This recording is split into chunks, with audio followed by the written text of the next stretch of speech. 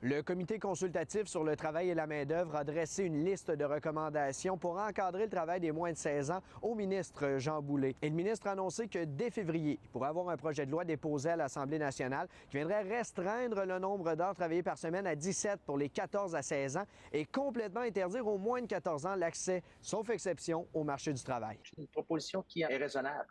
Elle est raisonnable basée d'une part sur la réalité des besoins et surtout sur l'éducation, la compétence ou la formation. Parce que vous le voyez bien, hein, le défi d'aujourd'hui et de demain pour les entreprises québécoises, c'est d'avoir des travailleurs avec les compétences et la formation nécessaires, la persévérance scolaire, la formation, la diplomation, pour nous, est un enjeu qui est crucial, qui est prioritaire. Plusieurs entrepreneurs, notamment des restaurateurs, craignent ce projet de loi, comme le restaurant qui se trouve derrière moi, Patate Plus, ici à Val-Bélair, pour qui une bonne partie de la main-d'œuvre à temps partiel est âgée entre 12 et 16 ans. C'est certain que moi, je perdrais en fait des employés qui sont précieux.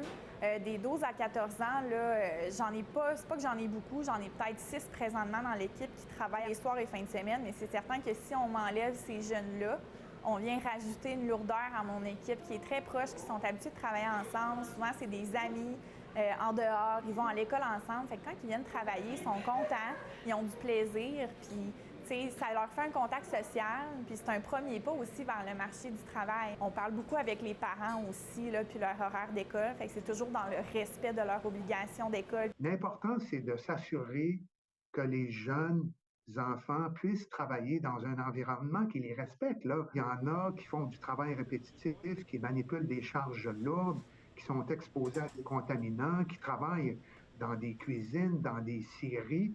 Il faut protéger, il faut mieux encadrer, puis on a un retard à rattraper au Québec à cet égard-là.